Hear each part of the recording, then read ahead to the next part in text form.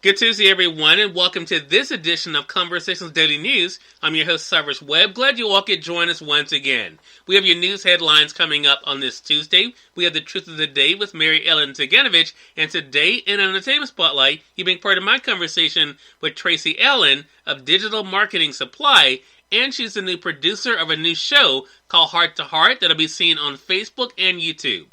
Enjoy today's broadcast. For Conversations Daily News, I'm Cyrus Webb with your Tuesday headlines. In Mississippi news, the Mississippi State Department of Health reported 1,701 new COVID-19 cases and 28 additional deaths on Monday.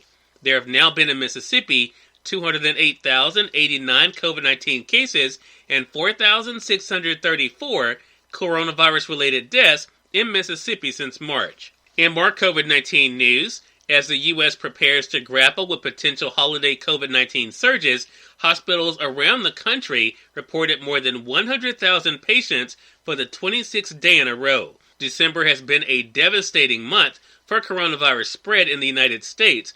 More than 63,000 Americans have died so far this month, the most since the pandemic began, bringing the total to more than 333,000 people have lost their lives to the virus in the United States alone. Another 193,000 people could lose their lives over the next 2 months, according to predictions from the University of Washington's Institute for Health Metrics and Evaluation. In a related story, Trump's hesitation on relief bill will delay aid payments.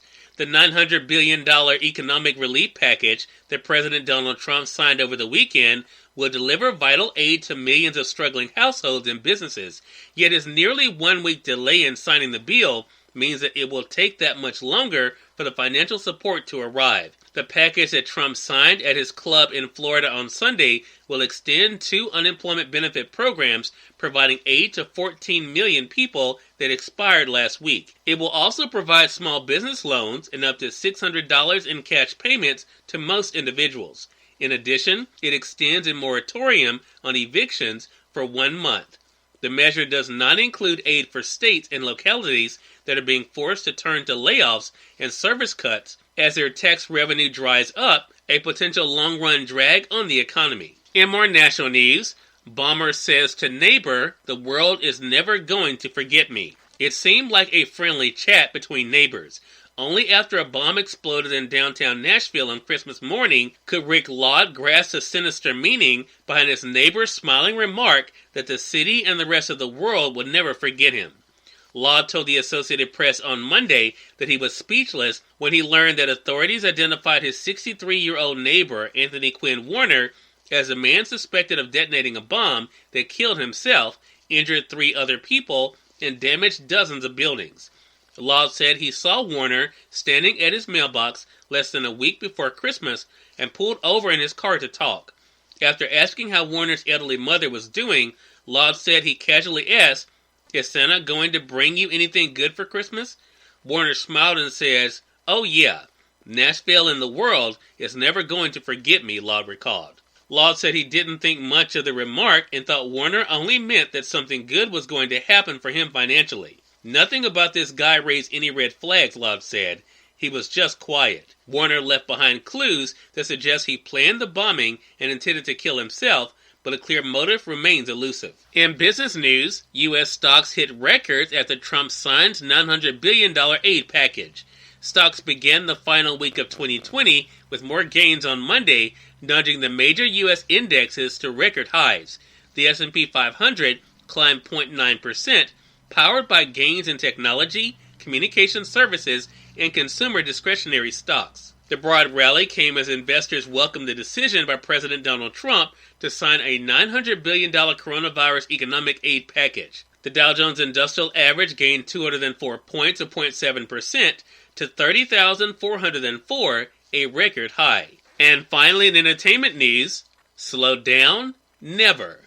Ryan Seacrest says he's busier than ever. Most folks have slowed down in the past 9 months, but Ryan Seacrest says he's been juggling more than usual during the pandemic. His regular TV and radio gigs as a co-host on Live with Kelly and Ryan and his syndicated On Air with Ryan Seacrest radio show continue despite lockdown. On weekends, there were tapings for what he calls the singing show, otherwise known as NBC's American Idol. There were also a lot of requests to do extra specials and things for our partners, because everyone was going through a rough time. We leaned into doing as much as we could, says Ryan, 46, in an interview from the radio studio he built in the basement of the live set. His commute from the morning talk show to radio gig is 1 minute, but Seacrest is still largely bi-coastal and splits his time between New York and Los Angeles. This week he will return to New York's Times Square to once again front Dick Clark New Year's Rockin' Eve. Cyrus Webb, Conversations Daily News. It's now time for the Truth of the Day with Mary Ellen Ciganovich. Enjoy. Hi, this is Mary Ellen with your Truth of the Day. Words and thoughts are limited.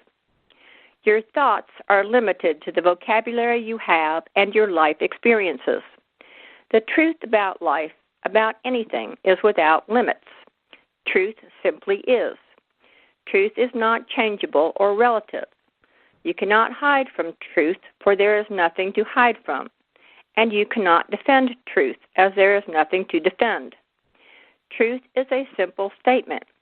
It can be a fact, yet not all facts are truths. For example, 2 equals 4 is a truth. It will never change. 2 apples plus 2 apples will always give you 4 apples. Yet a statement such as the sky is blue is not a truth. We see the sky as blue because that is the color being reflected back to us from our atmosphere. When a fact is changeable, it is not a truth, as a truth never changes. To the extent you have to defend something, it is not a truth. When someone says something to you and you feel uncomfortable with what they said, do not defend it.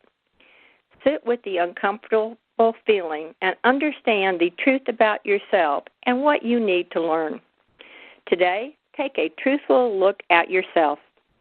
Enjoy the day. Tracy Allen is featured in today's Entertainment Spotlight, right here on Conversations Daily News. For Conversations Daily News, I'm Cyrus Webb with the Entertainment Spotlight.